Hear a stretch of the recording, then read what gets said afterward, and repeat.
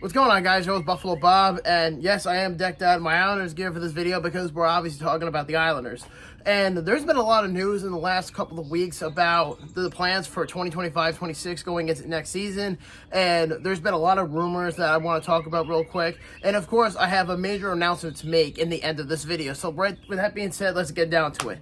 So I guess the first thing we should probably talk about is the elephant in the room. And the elephant in the room is the New York Islanders have been linked as of late to Dallas Stars forward Jason Robertson. And the main reason why they're being linked in the first place is because he is available for trade, and the Dallas Stars, in order to bring back Ilya Lyubushkin or Mikael Granlund back to their lineup, they have no choice but to trade Jason Robertson. Personally, for me, I don't think that's probably the best idea, but Dallas is up against the cap.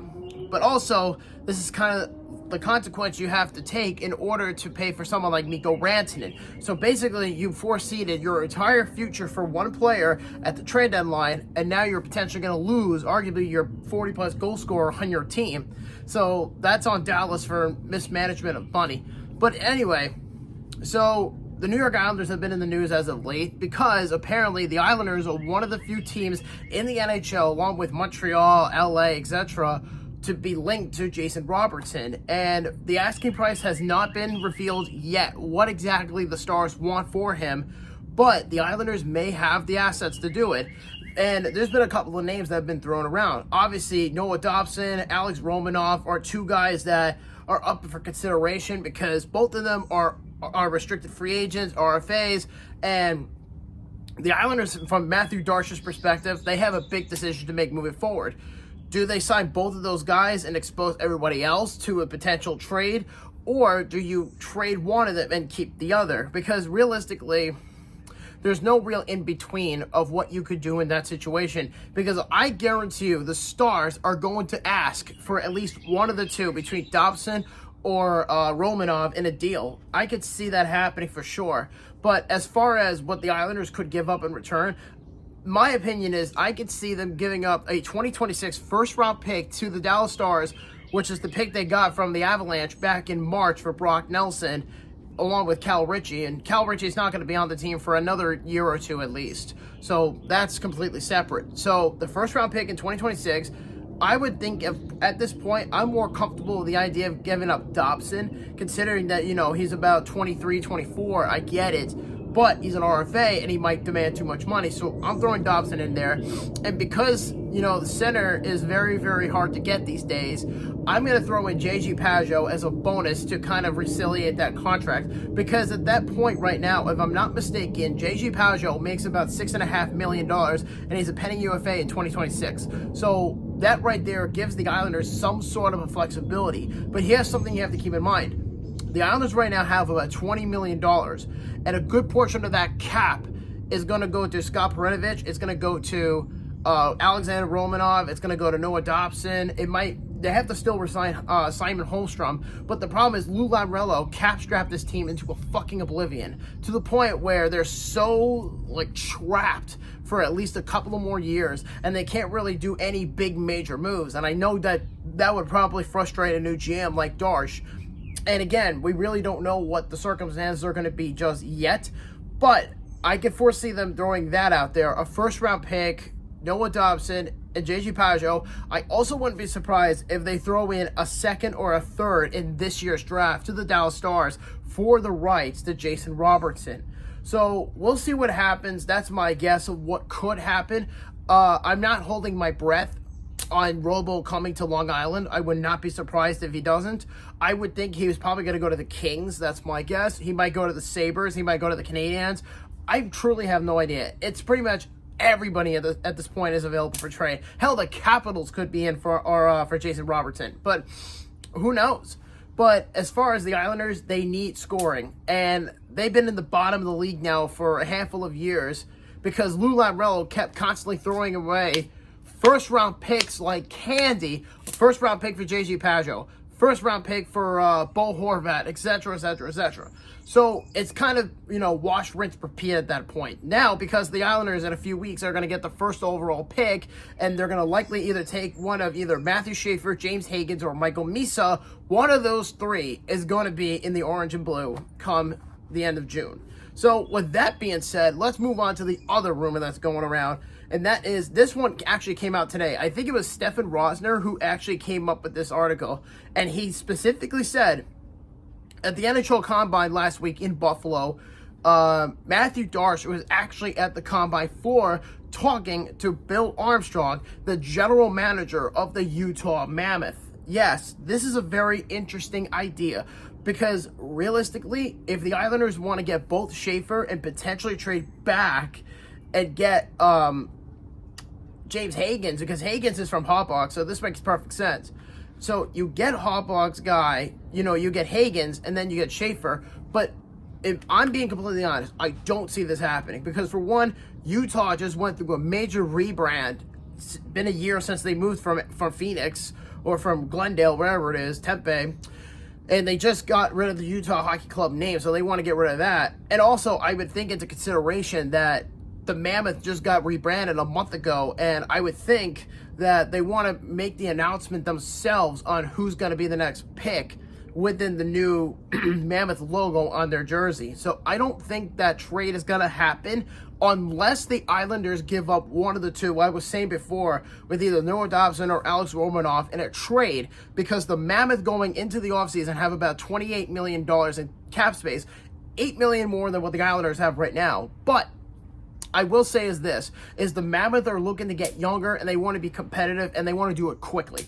And they also have a really nice core coming up in their system. Probably one of the best farm systems in the league in Tasia Ginla down there already, and then potentially the 4th overall pick, and then potentially adding someone like Mitch Marner in free agency. That's going to really help Utah out a lot. But do I think this happens?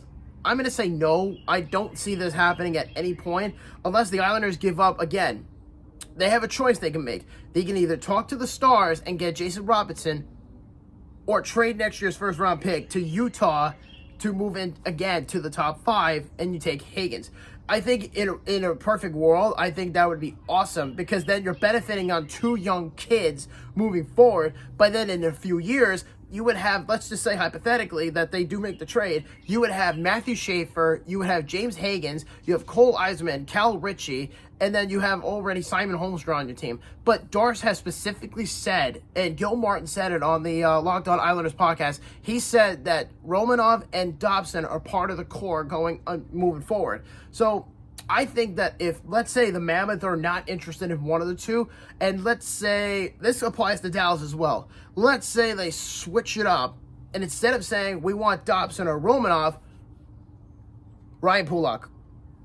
What if Ryan Pulock were willing to waive his no-trade clause to go to Utah or Dallas in a trade for one of these two things? Because realistically, I think that's highly likely they have a better chance of getting Robertson than trading for the 4th overall pick with the Mammoth. I know that there's been speculation that Utah is open to moving the pick, but based on what the Islanders are asking for, I think this is just Darce trying to get his feet wet into this new job, and bringing in Bob Buchner and Ray Bennett, it may be a decent start for, to help Patrick Waugh with his confidence as a coach, but we're going to see what happens moving forward. So I honestly don't know what's going to happen, but as far as I'm concerned, the Islanders are definitely going to be one of those teams that are going to be one of the most interesting teams to watch in the offseason. Because, again, you have the 1st overall pick. You may trade back into the top 5. And you have to pretty much spread your entire sheet out. And you might get Robertson. We really have no idea. So, as far as I'm concerned, anything could happen. So, with that being said, I'm interested. What do you guys think? What's a more realistic opportunity for the Islanders? Trading for Jason Robertson or trading back into the top 5? My answer is going for Robertson, but everyone has a different opinion. But with that being said, before I go, I have one quick announcement to make, and that is on June 27th, I will in fact be going to the New York Islanders draft party, and I will be there at 3 p.m. I'm going to be taking the train there, so if you happen to see me, come say hi. I'm always available to talk. I love talking to people. But as far as what's going to happen, obviously, it's the 1st overall pick, and Lou Lamoriello, even if they had the 1st overall pick, would never do this shit. So I'm glad that Lou is gone at this point. And as we speak, it's going to be a pretty big night. I mean, I'll be there at 3 p.m. I'm taking the train. I'm going to get there as early as I can. And then I also have a list in my hand of people that are going to be at this event. So you could bet your sweet ass that I will have a vlog out for that event. I can't wait to do it personally. I am very excited. So I'm going to read you the list of people who are going to be at the Islanders draft party. It's honestly quite fascinating, and I'm really looking forward to it. So Butch Goring, John Tonelli, Sean Bates, Eric Caron, Steve Webb, Benoit Hogue, Ryan Pulak, Casey Zizekas, J.G. Pajot, and Scott Mayfield. All these people are going to be at the draft party, signing autographs and a meet and greet, etc. So realistically, this is going to be a really fun time. And to be honest with you, this is actually a really damn good list. The last time I went to an Islanders draft party was in 2018, where I had the opportunity to meet Brian Trottier and Bobby Nystrom. So those two guys are great. My dad was really good friends with Bob Nystrom for a very long time. So I'll put it in that. But as far as all the people on here that I'm looking forward to, I have my top 3 already. At number 3, obviously, I'm going to put Benoit Hogue. I mean, it's Benoit Hogue, of course. I mean, that guy was great on the Islanders in the 90s. That's for damn sure. Number 2, Steve Webb. Now, Steve Webb was one of the better forwards on the Islanders. You know, he was with Michael Pekka and Alexei Yashin and so on. I mean, Stevie Webb, man, he was there from the very beginning when he was drafted, and then he kind of just went out of his way, and he did some good things on Long Island. And of all the people that are on this list that I'm looking forward to the most in meeting is my favorite player growing up, Sean Bates. I love Sean Bates. I know people underappreciate him or they overlook him, but I will say I am definitely excited to see him and meet him again.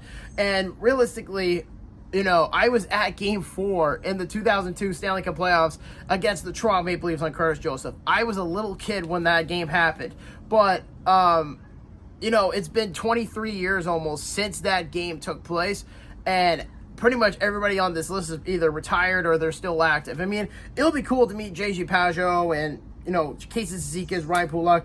I met Zeker about 10 years ago at the old Nassau Coliseum when I used to go graphing there, but things have changed, of course. But I'm keeping my list for sure and kind of cross off everybody I want to see for sure. So with that being said, I'll talk to you guys later, and I will see you, if you're going, I'll see you at the draft party. Let's go, Islanders! See you later.